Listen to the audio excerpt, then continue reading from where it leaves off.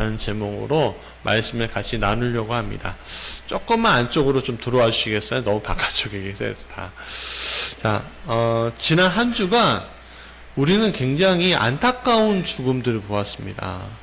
첫 번째는요, 외아들인 한 젊은 해병대 병사가 기본적인 안전장비도 없이 수색하다가 빠른 물살에 휩싸여서 사망하는 일이 일어났습니다. 뉴스에는 그 부대 지휘관이 상급자에게 물살이 빨라 위험합니다라고 영상통화까지 했는데 상급자는 그냥 실행해 하고선 그렇게 명령을 내렸다고 합니다. 또 며칠 전에는 서울 서희초등학교 교사 2년차 선생님이 학부모의 갑질에 시달리다가 못해서 학교 내에서 자살하는 사건이 일어났습니다. 내용을 들으니까 과연 학부모가 저럴 수 있을까라는 내용들이 있더라고요. 굉장히 많이 시달렸고 정신적으로 굉장히 코너로 몰리셔서 죽은 일이 있으셨습니다. 이렇게 두 명의 젊고 아름다운 인생이 하늘로 떠났습니다. 그리고 이번 장마로 인해서 50여 명의 사람들이 사망하였습니다. 특히 오송 지하차도에서 일어난 일들은 충분히 막을 수 있음에도 불구하고 일어난 인재였습니다. 국토부 장관은 이 구호 작업을 하러 지게차가 움직이는데 인터뷰한다고 길을 막고, 충북지사는 사고가 난 곳이 아닌 자신의 땅이 문제가 있을까봐 괴산에 자기 땅이 있었나봐요. 향했다는 어처구니 없는 소식도 접하면서 정말 이 사회가 어떻게 이렇게 변화가고 있는지 안타깝고 때로는 공분하기도 합니다. 왜 이렇게 많은 일들이 일어날까 생각할 때 우리 사회가 지금 인격이 무시되고 있는 사회가 아닌가 하는 생각이 듭니다. 한 인간의 존엄성보다는 개인의 이익 추구, 공동체라는 이름으로 하는 카르텔의 이익 추구로 인해서 인격이 무시되고 그 인격을 비인간화시키는 사회로 우리 사회가 지금 가고 있다는 것이 이렇게 보여지는 거죠. 이것은 천부인권, 즉 인간의 존엄성은 하늘에서 주셨다라는 것을, 이 인간의 존엄을 개인이 가지고 있는 이기적인 욕망의 도구로 사용되어지고 있는 이와 같은 이유들이 오늘 우리 사회 곳곳에 침투해져 있습니다. 이것은 결국에는 죄의 문제입니다. 죄는 자신의 욕망을 이루기 위해서 사람을 포함한 모든 것을 이용하도록 우리를 부추깁니다. 그런 부추김은 굉장한 유혹입니다. 왜냐하면 우리가 이 세상을 성공할 때 좀 어려움 다정하지 않고 효율적으로 약간 돌아가는 것 같고 조금 멈칫하는 것 같은데 같아서 좀 이렇게 좀 주춤하면서 가는 것도 괜찮은데도 불구하고 그냥 효율이라는 이름으로 마구 잘라냅니다. 그래서 앞으로는 AI 시대가 되면서 이 비효율적인 것들은 다 털어버리는 일들이 일어날 겁니다. 얼마 전에 저희 가족들하고 또 우리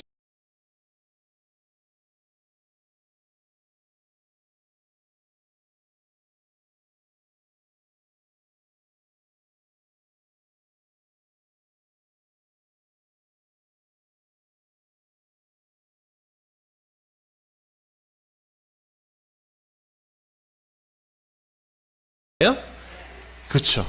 로봇으로, AI 로봇으로 다 대처합니다. 예. 그러니까 이 AI 로봇으로 대처하는 그 순간에 사람의 일자리가 몇 개가 없어졌을까요? 많이 없어졌겠죠. 그게 효율이고 그게 성공을 위한 지름길이 되어 버렸지요. 물론 이것이 나쁘다고 이야기할 수는 없습니다.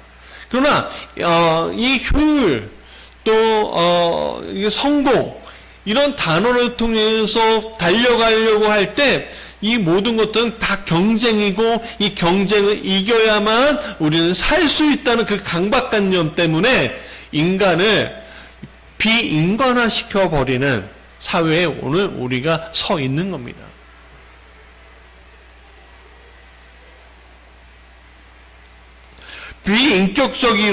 비인격적으로 또 사람을 잘 이용하는 사람일수록 세상은 그런 사람들을 더 선호하는 구조가 되어버렸습니다.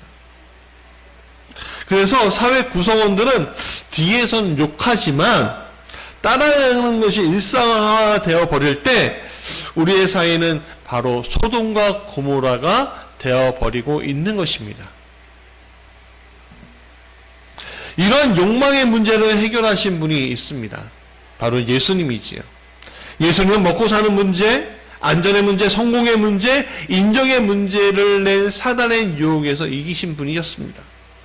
그래서 예수님은 자신의 제자들, 무리들, 도움이 필요한 이들이 있었을 때 그 사람들을 이용했었을까요? 이용하지 않으셨을까요? 그렇죠. 이용하지 않으셨어요. 예수님은 그들의 인격적으로 대했습니다. 아픈 이들을 고쳐주셨을 때 대가를 바라지 않았죠. 예수님을 계속 따르고 안 따르고는 그들의 자유였습니다.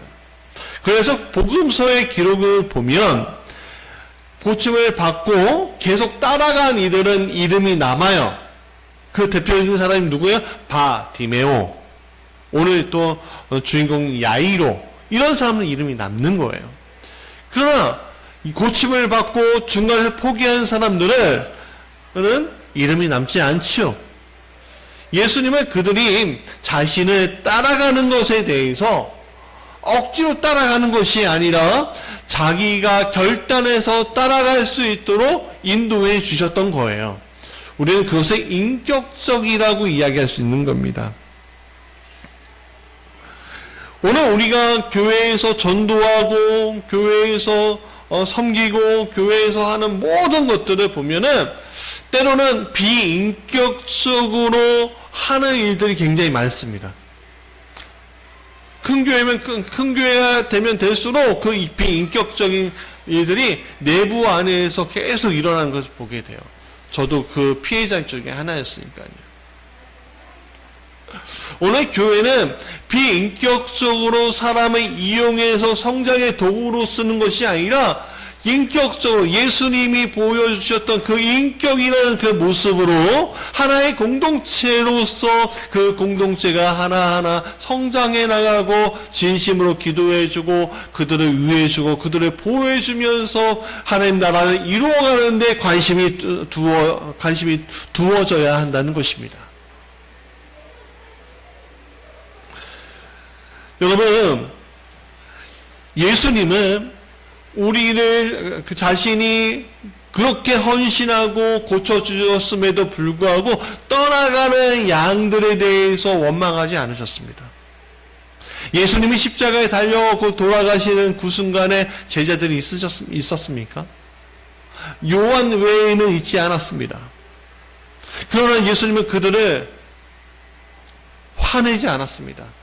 그저 불쌍히 여기셨을 뿐입니다.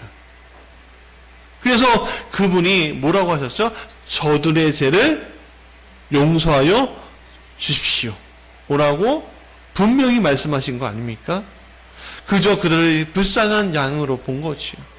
오늘 우리도 마찬가지입니다.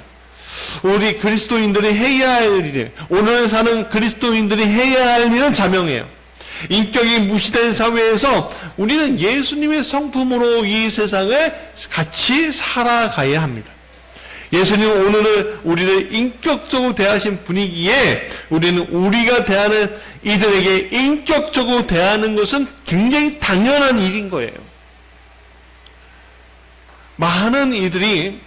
많은 목사님들이 예수님을 인격적으로 받아들이세요라고 이야기하면서 그 인격적으로 받아들이는 것을 것을 소화하지 못하고 그 그 것들을 비인격화시키는 경우들이 굉장히 많은데, 오늘 우리는 그 인격적으로 받아들인 것을 그대로 투영해서 이 세상 가운데 인격적인 믿음의 사람으로 나와야 한다는 것이죠. 인격적으로 대한다는 것은 세상이 가지고 있는 성공 방식을 포기한다는 뜻입니다. 왜냐하면 홀로 가는 성공이 아니라 함께 가는 성공이기 때문에 그렇습니다. 그러나 이것이 우리가 스스로 깨달아지는 것일까요? 오늘 우리가 그것을 경험하고 그 방식을 배울 때 이 일들이 일어나는 겁니다. 예수님을 닮자라고 하면은 그 예수님을 닮아가는 사람을 우리가 표본으로 삼고 같이 가는 거예요. 그게 목사가 될 수 있고 그게 여러분 자신이 될 수 있습니다. 제가 비록 목사지만 여러분 안에 예수님께서 인격적으로 인도하시는 것을 보게 되면 저는 그분을 따라갈 수 있습니다.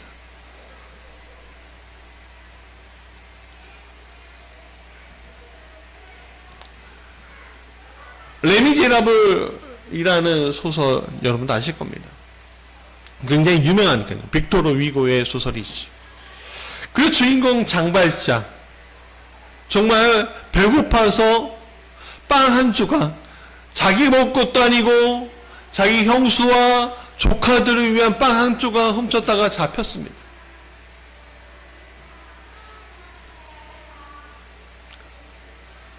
형벌 교도소에서 그는 고통당하면서 탈출을 시도합니다.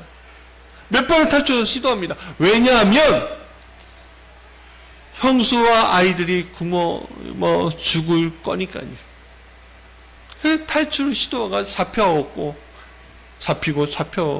무려 19년 동안 교도소 생활을 합니다. 그 사이에 형수와 조카들은 굶어 죽습니다. 이 세상의 원망과 분노를 가지고 있는 이 장발장이 출소를 합니다. 만기 출소를 한 거죠. 이 세상의 원망을 가지고 한 걸음 가지고 있지만 배고프잖아요. 그래서 구걸하러 가다가 한 성당에 미리엘이라는 신부를 만나게 됩니다. 그는 불쌍한 그에게 식사를 권해주었고 잠자리를 주었죠. 그러나 장발장 그 모든 것을 뒤로하고 은쟁반, 교회에서 쓰는 은쟁반을 가지고선 도망칩니다. 왜냐하면 그 안에 사랑이 아니라 원망으로 똘똘 뭉쳐있고 사랑이 침투할 수 있지 않았어요. 근데 얼마 가지 못해서 경찰관에 붙잡히죠. 경찰관이 말합니다. 너 이게 뭐야? 그러니까 깜짝 놀란 장발장은 말합니다. 아니 저기 신부님이 주셨는데요. 완벽한 거짓말이었지. 경찰관은 이 거짓말이라는 것에 확신을 갖고 이 장발장을 데리고 미리의 신부 앞에 갑니다. 신부님, 이놈이 은쟁반을 훔친 것 같습니다. 이놈이 이 은쟁반을 신부님께서 주셨다고 하지만 분명히 훔친 것 같은데 이 은쟁반 신부님 거 맞죠? 이놈이 훔친 거 맞죠? 라고 얘기하는 그 순간에 미리의 신부가 이렇게 얘기합니다. 아니 여보시오, 내가 이 은촛대도 가져가라고 하지 않았어? 하며 은촛대 2개를 그 장발장에 줍니다. 그는 훔치지 않았습니다. 경찰관은 깜짝 놀라서 미안하다고 하면서 물러섭니다. 장발장 그 순간에 어안이 벙벙하죠. 원래대로라면 경찰관에 이끌려오고 유치장에 갇혀야 하는데 그는 갇히지 않고 풀려납니다. 그리고 이 풀려난 장발장의 미리의 신부가 이렇게 얘기합니다. 가서 새 사람이 되어주게. 장발장은 그에게 영적인 영감을 받습니다. 그 사람을 완전히 바꿀 수 있게 되었습니다. 엄청난 사랑에 세상의 원망은 작은 돌조각 하나뿐이었던 거죠. 장말장은 마들렌이라는 이름으로 신분을 바꾼 후에 성공한 사업가가 되었습니다. 작은 도시의 시장이 되었습니다. 그리고 예전에 인격적인 관계를 맺었던 한 여자의 딸을 찾으러 갑니다. 코제트, 이 작은 아이가 비참하게 여인 속의 하녀로 살아가고 있었습니다. 이 어린 코제트를 양딸로 삼고 자신의 모든 것을 바쳐가면서 그 딸을 아름답게 키웁니다. 보호해 줍니다. 이 빅토르 위고의 레미제라블은 프랑스 혁명의 이야기를 담고 있습니다. 19세기 프랑스 사회는 비인격적인 일들이 굉장히 많았습니다.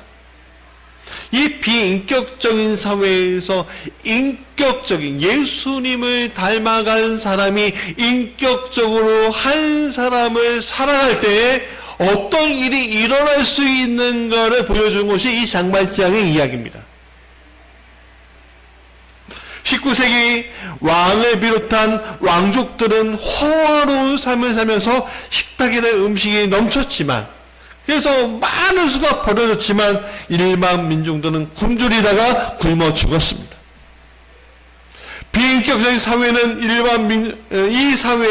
이 비인격적인 이 사회에 대해서 일반 민중은 일어나게 되었고, 이것이 프랑스 대혁명이었습니다.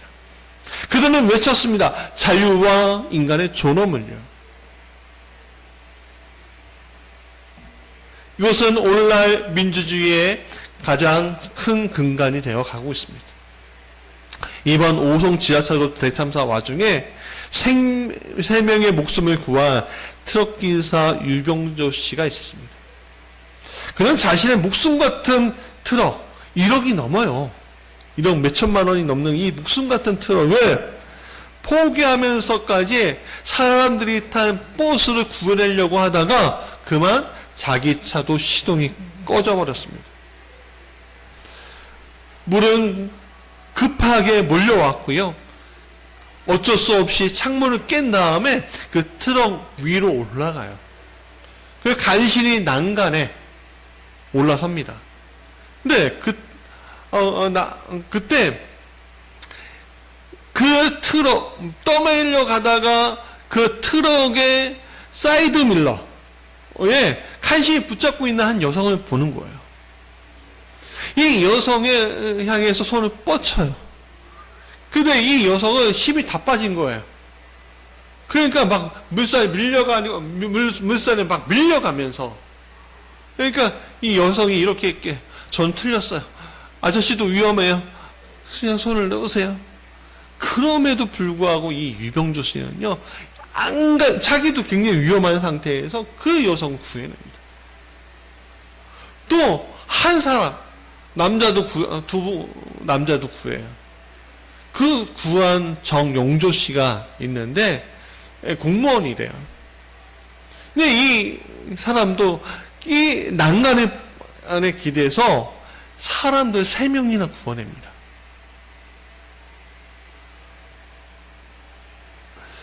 지금 보여진 손 보십시오. 이 정영석 씨, 그러니까 두 번째 구해진 사람이 다시 사람들을 구하기 위해서 손을 뻗쳤다가 상처 입은 손인데, 여러분 그것을 사진 기자의 카메라에 담았습니다. 저는 이 손을 보면서 예수님이 못 박히신 십자가의 손이 느껴졌습니다. 예수님을 우리가 외면하고 포기할 때도 끝까지 우리 손을 놓지 않으시며 같이 가자. 너를 구해주겠다라고 얘기하십니다. 십자가의 손은 고통을 호소하지 않으시고 끝까지 우리의 손을 붙잡아 주신 손이었어요. 오늘 그분의 손이 한 죽은 소녀의 손을 붙잡습니다. 성경에는 그 소녀의 이름은 나오지 않고 회당장 야이로의 딸이라고 나옵니다. 딸이 죽어가자 야이로는 자신의 직책에서 나오는 중압감을 그냥 떨쳐내버리고 버리고 자신의 지역으로 오신 예수님께 가서 딸을 살려달라고 했습니다. 예수님 그 요청을 들으시고 그의 집에 갔죠. 그 순간 지체가 돼요. 12의 혈우증 같은 여인이 믿음으로 병을 고치는 사건이 일어났기 때문에 그렇습니다.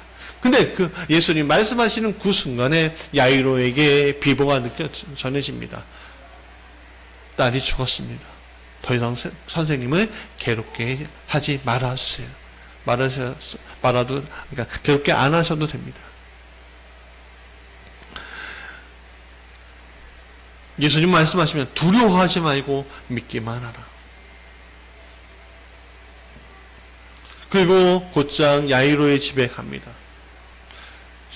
주변은 소리를 지르면서 비통해하면서 울음으로 가득 찹니다. 통곡하는 이들이 옵니다. 주변이 다 떠나갈 것 같습니다. 근데 예수님은 그 앞에서 말합니다. 야이로의 집 앞에서 말합니다. 소녀가 산다. 그러니까 주변이 다 비웃습니다. 이 사람이 무슨 헛소리를 하는가. 소녀가 분명히 죽은 것을 우리가 봤는데. 예수님은 곧장 그의 아이, 12살 난 그 아이 방으로 들어갑니다. 그리고 외칩니다. 달리다굼, 소녀야 일어나거라. 12살 소녀는 놀랍게도 죽었음에도 불구하고 낮잠을 자고 일어납니다. 그때 예수님 말씀하셨죠? 아이에게 먹을 것을 주라. 세상 사람들은 소녀가 죽음에서 깨어난 것을 놀라지만 예수님은 병들고 힘들었을 12살 아이에 집중하면서 먹을 것을 주라 말씀하시는 것이죠. 우리는 이 장면을 통해서 오늘 이 비인격적인 사회에서 인격적으로 살아갈 수 있는 세상이 무엇인지 예수님을 통해서 알아볼 수가 있는 거예요. 총 4가지가 있습니다. 첫 번째, 같이 읽어볼까요? 시작. 좌우를 보지 말고 오직 예수님만 보라는 거예요. 예수님이 야이로의 집 앞에서 경험했던 것은 슬픔과 통곡과 비웃음이었어요. 그런데 예수님은 그 비웃음, 통곡, 슬픔에 반응하지 않으셨습니다. 그리고 곧장 야이로의 딸 앞에 섰습니다. 여러분, 세상은요, 이 비인격적인 사회는요, 긍정의 단어가 아니라 부정적인 단어로 가득 찬 사회입니다. 그것도 못해서 더 이상은 안 돼. 그것도 못해. 죽었어. 그럴 줄 알았어. 하면서 긍정적으로 문제를 다가서려고 하는 이들은 적습니다. 또 방해합니다. 여러분, 비인격적인 사회가 이야기하고 싶은 것은요, 우리의 성공이 아니라 이 세상이 지금 부정적으로 흘러가고 있다라는 것을 이야기하고 싶은 거예요. 왜 사람들이 그렇게 부정적으로 이야기할까요? 때로는 이렇습니다. 절반은 갈 수 있어요. 절반은 가니까. 긍정적으로 얘기하다가 실패하면 타격이 크지만 부정적으로 이야기하다가 실패하면 근데 그것 봐. 내 말이 맞지? 그렇게 얘기할 수 있는 거니까 그렇게 얘기하는 겁니다. 사랑하는 여러분, 여러분들 입술 가운데 안 돼! 할 수 없어! 못해! 그런 단어를 입에서 꺼내지 않으셨으면 좋겠습니다. 주님과 함께 동행하는 사람의 입술에는 안 돼가 아닙니다. 못해가 아닙니다. 할 수 없음이 아닙니다. 주님 말씀합니다.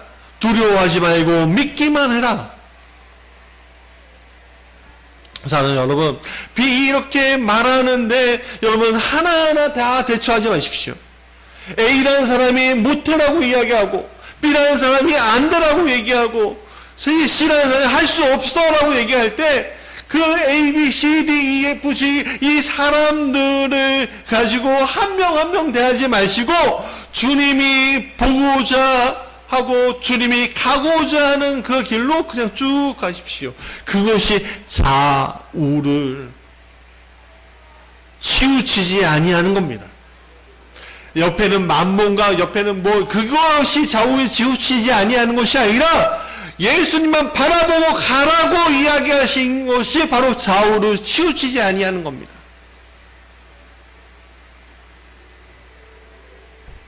작은 꼬투리를 잡고 싶고 여러분들이 가지고 있는 작은 부정적인 것을 가지고서 세상이 망할 것처럼 이야기하는 사람들과는 관계하지 마십시오. 여러분들에게 상처만 주지 여러분들을 성공하는 길, 승리하는 길로 이끌지 않습니다. 오늘 우리는 이러한 문제 앞에 놓여져 있지요. 초긍정의 사회로 가라는 얘기가 아닙니다. 내가 예수님이 초긍정으로 활동하신 것도 아니에요. 제가 말씀드리고 싶은 건 예수님이 여러분들과 인격적인 관계에서 아무개야 너가 이 길로 갔으면 좋겠다. 세상은 너를 비난할지라도 세상은 안 되라고 이야기했죠. 너가 이 길로 갔으면 좋겠다라고 하실 때 그 길을 바라보고 곧장 가시라는 거예요. 제가 미션카 선교회나 또 여러 가지 사역을 하면서 영상을 좀 몇 개를 올렸습니다. 근데 그럴 때 제 마음에 상처를 준 단어가 하나 있었어요. 누군가 댓글을 이렇게 썼는데 이렇게 얘기합니다. 이 목사님 나대지 않았으면 좋겠어. 근데 그게 거기만 있는 게 아니라 또 다른 곳에 한 두세 개가 있었어요. 그러니까 제 마음의 상처가 어떻게 반응이 되냐면 내가 이거 안 한다고. 내가 이렇게 내가 돋보이려고 이거 하는 거 아닌데 이렇게까지 반응해? 하고 막 상처가 되는 거예요. 그래서 저는요 간이 이만큼 큰 사람이 아니라 요만한 사람이에요. 그러니까 막 두렵고 내가 보여지는 게 이런 것밖에 아니구나 라고 생각하니까 하고 싶지 않더라고요. 근데 참 저의 장점 중에 하나가 뭐냐면 한 번 하나님께서 나에게 주신 것에 대해서 좌우로 치우치지 아니하는 훈련을 받았었어요. 그러니까 옆에서 뭐라고 막 해도 마음의 상처는 될지언정 쭉 그 길로 가니까 더 이상 저를 비난하는 사람이 없더라고요. 믿음에 그렇게 믿고 가니까 믿음의 사역적인 변화들이 너무나 많이 일어나더라고요. 여러분, 우리는 흔드는 수많은 것들이 있을 거예요. 근데 예수님이 나에게 분명히 말씀하셨다면 그것만 보고 가세요. 그러면 여러분들에게 승리가 있을 겁니다. 비인격적으로 여러분들을 대하는 그 많은 이들을 보지 마시고 인격적으로 여러분들을 대하는 예수님만 바라보시고 가시길 간절히 원합니다. 두 번째, 같이 읽어볼까요? 시작. 주의 음성과 손에 의지하라. 예수님은 회당장 집 앞에서 통곡 소리 들으셨죠. 딸이 죽었다고 했죠. 그러나 예수님 말씀하셨으면 두려워하지 말고 믿기만 하라. 그 방으로 들어갔을 때 사람들은 비웃었고 아무것도 할 수 없다고 생각했습니다. 근데 예수님은 달리다굽 하니까 소녀야 일어나라 하니까 그 소녀가 일어납니다. 죽음이란 두려움 앞에 있을 때 실패와 절망에 있는 이들에게 예수님 말씀하십니다. 손을 잡아주시면서 아이야 일어나거라. 여러분의 손을 잡아주시면서 아이야 일어나거라 분명히 말씀하십니다. 여러분, 우리가 이 사회, 이 비인격적인 사회, 인격이 무시되는 이 사회에서 우리가 놓치지 말아야 될 것이 바로 이 주님의 음성과 주님의 손길이에요. 내가 살아갈 수 있는 방법은 인격적으로 다가오시고 나를 일으켜 주시는 주의 손이와 내 손을 잡아주시는 주님밖에는 없음을 여러분 인정하시기 바랍니다. 여러분, 내 스스로 이 사회에서 살아가려고 그들과 똑같이 비인격적인 방법을 쓰면서 가지 마십시오. 그것은 그리스도인의 모습이 아닙니다. 더디 가더라도, 조금 늦게 가더라도 여러분 그렇게 가지 마시고 주님 바라보고 가십시오. 효율적이라는 이름으로, 빠르게라는 이름으로, 성공이라는 이름으로 바알과 아세라와 만몬에게 무릎 꿇지 마시기 바랍니다. 인격적으로 주님을 영접한 사람에게 주시는 하나님의 음성에 반응하시고 끝까지 손을 잡아주고 생명을 살린 이 오송 지하철도의 의인들을 한번 바라보셨으면 좋겠습니다. 그들은요, 아까 전에 말씀드린 것처럼 사람이 죽어가려고 할 때에, 휩쓸려 갈 때에 끝까지 그 손을 놓지 않았잖아요. 주님은 반드시 여러분들의 손을 끝까지 놓지 않으실 겁니다. 세 번째 같이 읽어볼까요? 시작. 혼자가 아닌 믿는 자들과 함께하라. 예수님은 그 방에 혼자 들어가신 것이 아니었습니다. 또 믿음이 없는 이들과 같이 들어가신 것도 아니었습니다. 예수님은 그 방에 예수님을 신뢰하는 이들과 함께 들어가셨습니다. 인격이 무시된 사회의 특징은 사람들을 소외시키고 분리시킵니다. 연합하고 연대하는 것을 싫어해요. 같이 목소리 내는 것을 미워합니다.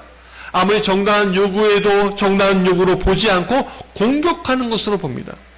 그러니 말소리가 더 커지고 싸워야만 해결되는 사회가 되는 것이요. 이런 사회에서 그리스도인들에게 필요한 것은 인격적인 믿음 속에서 함께 공동체를 이루어가면서 인격이 무시된 사회에서 함께 연대하고 같이 고민해주는 공동체가 되는 것입니다. 사랑하는 여러분, 혼자 가지 마시고 믿는 이들과 같이 가셔야 합니다. 우리는 흔들릴 수 있고 발을 헛디딜 수도 있다는 사실 잊지 마십시오. 그러나 여러분, 공동체가 같이 그 문제를 위해서 기도하고 여러분들의 문제를 위해서 기도하고 이 비인격적인 사회에서 같이 이기고자 할 때에 여러분들이 그 길을 갈 수 있게끔, 그 기적이 일어날 수 있게끔 도와준다는 사실 여러분 잊지 마시기 바랍니다. 우리 무지개 교회가 여러분들의 손을 잡고 싶습니다. 우리 이 무지개 교회가 작은 공동체지만 큰 공동체가 이루지 못하는 이들을 같이 할 수 있습니다. 여러분, 같이 손잡고 가는 것이 믿음의 길입니다. 마지막으로 같이 읽어볼까요? 시작. 상황이 아닌 사람에게 집중하라. 예수님은 소녀가 죽었다 살아난 것에 집중하지 않으시고 소녀가 아프고 지쳤던 것에 집중하신 장면이 나와요. 예수님은 이것은 장발장에 대했던 미리의 신부의 모습도 마찬가지였습니다. 미리의 신부는 장발장이 훔친 물건이 아닌 이 장발장이라는 사람 자체에 치중하였죠. 오송 지하차도의 의인 정영석 씨나 이런 의인들도 마찬가지였습니다. 유병조 씨나 정영식 씨도 마찬가지였습니다. 그들은 자신의 문제가 아닌 죽을 수밖에 없는 사람의 목숨에 집중해서 6명을 구한 거예요. 우리가 실수할 수 있는 가장 큰 부분이 사람이 아닌 상황에 집중할 때 일어납니다. 아이가 잘못해서 유리를 깨버릴 때가 있죠, 가끔. 접시를 떨어뜨리거나. 그러면 우리가 어떤 상황을 봐야 돼요? 유리를 깨트린 상황을 봐야 돼요? 아니면 그 아이가 다칠까봐 다쳤는지 안 다쳤는지를 봐야 돼요? 그렇죠. 아이를 봐야 합니다. 이게 되게 쉬운 문제예요. 그렇죠.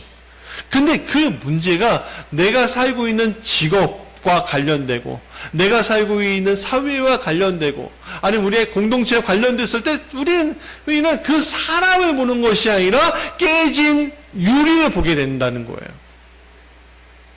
여러분, 깨진 상황이 아니라 사람에게 집중할 때 교회는 우리의 공동체는 우리가 살고 있는 이 사회는, 우리가 관계하고 있는 그 사회는 우리가 인격적으로 대할 수 있게 되는 것이에요. 비인격적인 세상은 상황에 집중해. 너 그 문제를 일으켰지. 그러나 인격적인 사회에서는 너의 어떤 문제가 없었니? 큰일 날 뻔했구나. 상황에 집중하면 사람이 보이지 않아요. 사람이 보이지 않으면 비인격적인 상황들이 일어나는 거예요. 해병대원에게 구명조끼를 입히지 않았던 쥐간의 문제도 선생님을 자살로 몰았던 학부모의 갑질도 바로 여기에서 일어나는 거예요. 그리스도는 우리를 상황에서 보지 아니하시고 나라는 존재 자체를 바라보시고 이끌어 주신다는 사실 여러분도 잊지 마십시오.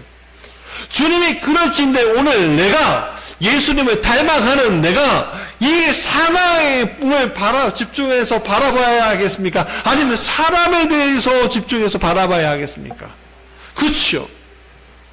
오늘 우리가 이 비인격적인 사회를 이겨낼 수 있는 것은 바로 사람에게 집중할 때 그 일들이 일어나는 거예요. 자, 말씀의 결론이에요. 여러분, 우리가 보호해야 할 것은 그 사람 자체예요. 그러면 그 사람이 보이는 거예요. 그것은 다 아는 사람, 그것을 아는 이들은 자신의 주변을 그러한 이들로 채워갑니다. 살 수 있다고, 이겨낼 수 있다고 말할 수 있는 이들이 주변에 있어야 하는 거예요. 그리고 그들과 같이 주님이 주신 그 길로 한 걸음 걸어가십시오. 그것이 이 세상을 주님을 닮아간 이들이 이겨내 나갈 수 있는 모습인 겁니다. 마지막으로 소설 레미제라블 마지막 장면을 소개하고 마치려고 합니다. 마지막 장면은 그래서 장발장은 죽어갑니다. 이 코제트 부부에게 마지막에 유언하면서 끝나는데 그 중에 한 대목이에요. 난로 위에 있는 두 촛대를 코제트 너에게 물려주겠다. 이 촛대는 미리의 신부에게 받은 두 사랑의 촛대입니다. 이것은 은으로 만드는 것이지만 내게는 금으로 만든 것 같고 다이아몬드로 만든 것과 같다. 초를 꽂으면 그것은 성당의 큰 촛불로 변하게 하는 힘이 있다. 내가 그것을 주신 분이 지금 하늘에서 나를 보고 만족해 하시는지 어떤지는 모르겠다. 다만 나는 나로서 할 수 있는 데까지 일을 해왔다. 사랑하는 여러분, 인격이 무시된 세상에서 한 신부가 장발장에게 예수님의 인격으로 대했을 때 그는 세상을 인격적으로 대할 수 있는 사람이 것처럼 오늘 우리가 우리의 삶 가운데 우리의 가정에서 또 우리의 공동체, 무지개교회라는 공동체 안에서 때로는 우리가 우리의 직장 안에서 자녀와 배우자와 또 주변 사람들과 직장 동료들과 나누는 그 사회에서 우리가 비인격적인 상황에 내몰렸을 때에도 중심을 잃지 말고 하나님 바라보시면서 예수님을 닮아가면서 그 닮은 모습을 통해서 인격적으로 우리가 같이 손잡고 이 길을 같이 가길 간절히 축원합니다.